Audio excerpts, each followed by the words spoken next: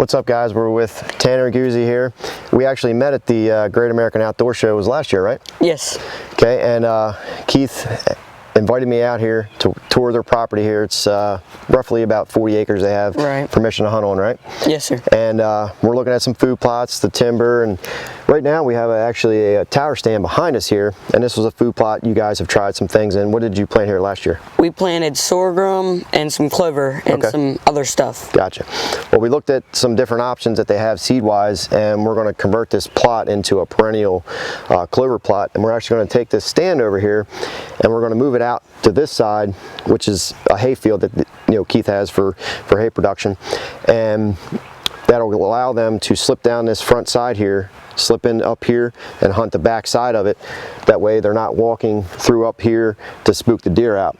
And I think this will be a great clover stand. You've already shot, what, 2 bucks here? Yes, sir. A 9 and a nice 8-pointer. With a muzzleloader? Yes, both muzzleloaders. Okay. Right. So we're going to convert this to a clover plot. I think it'll be very beneficial for you. They've already got soil samples. We're going to look at them later on, and we can suggest some fertilizer. And I think this plot was a 6.5 pH, so you won't need a whole lot of lime. Yeah. So when you move this stand out this side, you're going to hunt mainly with a crossbow, or? Pretty much all rifle, crossbow, and muzzleloader. Okay, so pretty wide variety of options there. So we're going to tour the rest of the property. We're going to head over this way. We're probably looking at an area where we can cut some trees down to get some more browse, food. And from what I've seen on the property so far is we're lacking woody browse and a little bit of cover. Right. So we're going to see if we can walk through and kind of upgrade that a little bit. You have any questions about this food plot? No, we gotta get working on it and make it nice. Yeah, we have. You have all the food plot equipment, right? You got tillers, Packer Max, right? Everything. Tractor. Right, tractor, 4-wheeler. Seed. Yeah, seed. Your seeders, I mean everything, we got it. Okay, and you're going to record this process, right? Right. For your YouTube channel. I'm on Chase Me Outdoors with Tanner Guzy on YouTube. Okay, and we had a little discussion about that as well. Right. You're going to start doing YouTube videos and help educate more people with food plots and all that, right? Everything. Okay. Well, let's tour the rest of the property and see what we can do. Right. They hit that every week. Just so you got it. Mock scrape. Yeah. Okay. And we were looking probably, we were talking somewhere right here, right? Right, just about right here. Yeah, to move this tower blind. It's a lot of coverage right here. So you got the cedars and everything to kind of block your entrance, because you can slip down this field and sneak right in on beset. Right in, exactly. And you said most of the deer came from this side, right? Right, that's their bedding area over there. Yeah, and you planted that strip there. That was Egyptian wheat? That was sorghum. Sorghum, okay. Right.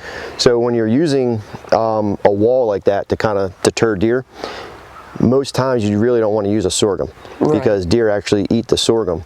So if you're trying to use it to block it, you don't want them to be eating what you're trying to hide behind.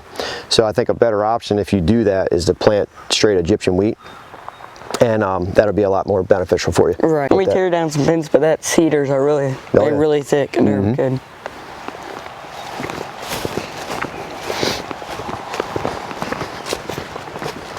We have a food plot strip over here. Right beside the creek, so that'd be. I see a tree stand over there. Yeah, that's the. And we already looked. we have one tree stand on there, and we have the blind, and then we have another tree stand. And we already looked at the aerial photos. Right. So we're gonna walk this edge over here, possibly see what to plant, and then we're gonna head over to this other side where you have permission to hunt on, where we can look at the cutting some trees and open it up a little bit. So now we're in a corner of the property, and this is kind of a food plot. It's probably a little bit smaller than a quarter acre, and you planted what here? We planted some clover and some millet and stuff like that. Okay. Yeah. And how did it do? It did pretty good. Deer liked it. They went in here, made some scrapes, some rubs. They used it for sure. Just we could have had a little more seed and a little variety, I guess. Okay. More variety. Yeah, I see some clovers in here. Right. So I think if we take this and we plant, whether it's like winter wheat, some oats and things, I think that would be a very good option for this, because you have the trees and stuff with a little bit of shade. Shadier, yeah, so I think the winter wheat and oats and possibly even winter rye would be a good option for that. Let's take a walk in, because this area, it's limited on sunlight, but Right. you have the type of timber to where you'll get a lot of regeneration when we cut, because we can see here, let's see, this good one here, but you'll get all this regeneration. See, all this, like from here down is dead, but if you go further down, it's still green on the inside.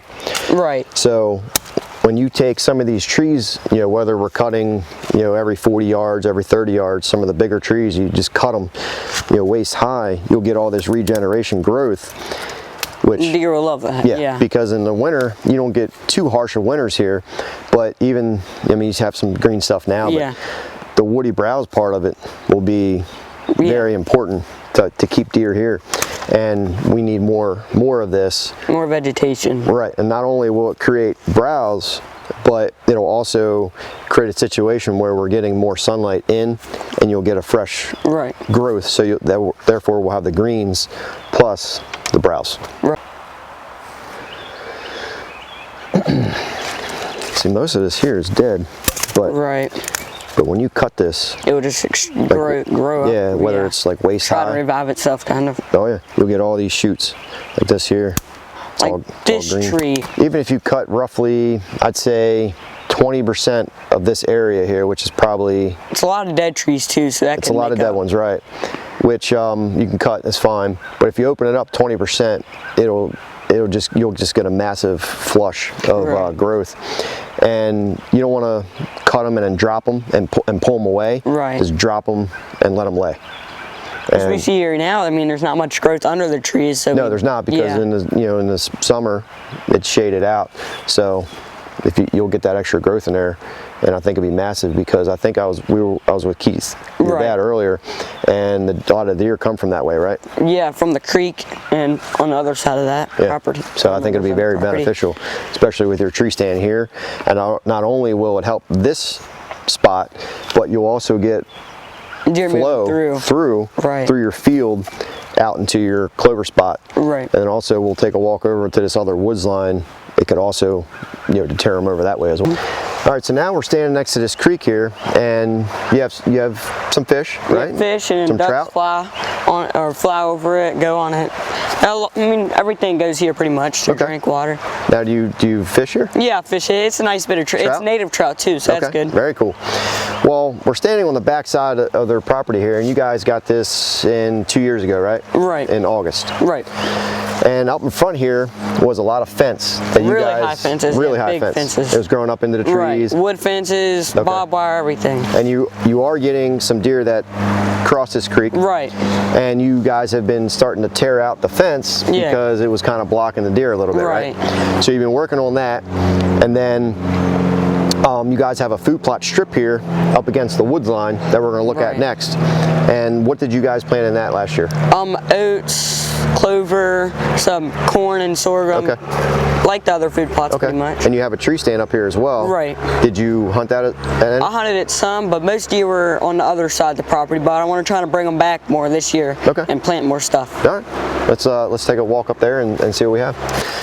So now we're up against this tree stand. So tell us a little bit about this. Have you hunted it last year? I hunted it some. It wasn't bad, but deer, we just started clearing up fence rows, so the deer are just starting to move now. Okay.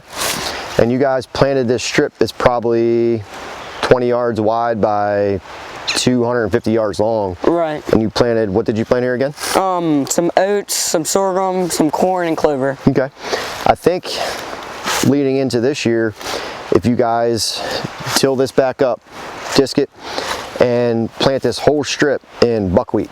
Right. If you plant it in buckwheat, into the fall you can till that back into the soil, and it'll really build this soil up, and then you can plant one of your specialty blends, whether it's some wheat, rye, and oats, some clovers, something like that. But I think that would really benefit you leading into this fall for deer hunting. Here's some of the stuff we use. We got a 35 horsepower New Holland tractor, a tiller, then we have the Packer Max, and then we have pretty much a drag. So what I would do when you go to plant your food plots is I would take your rototiller with your tractor, and go through it. Probably 1 pass, 2 passes would probably be good. Right. Then sometimes I would take this drag and I would drag it. To get some of the grass and to get some of the grass and clumps. If you have some clumps, usually with the rototiller you don't have a lot of clumps compared to using a disc, but sometimes this helps just to smooth it out a little bit more. And then what I would do is I would take your cultipacker and I would go through it 1 time, and then I would spread your seed, and then I would go back over it. Right. That'll so give you get in 3 inches, 2 or 3 inches. Well, the clover seed you just want to cut like a 1/4 inch bury. You don't want it really deep. But if you cultipack it first, it kind of firms up the dirt, so that small seed, when say you didn't cultipack it at all and you were to spread that clover seed, sometimes when you cultipack it, it'll get too deep. So if you kind of firm that soil base up a little bit before you seed, it won't sink in. It won't sink in as much. All right, Tanner, so where are we at now? We're over top the hidden field. The tower is right there. Okay. Where we were just in this field pretty much. And we're going to move that over. Right. And to the edge of the field. When you have previously been hunting this plot, where have the deer came from?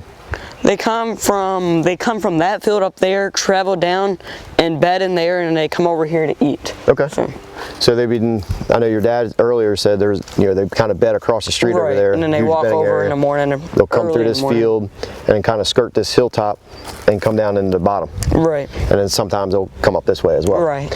Yeah, I think once we get that set up down there with a good food plot, the blind relocated and everything, I think a lot of the deer are going to focus coming around that lower side, skirting this hill, and I think you'll have some really good success down there.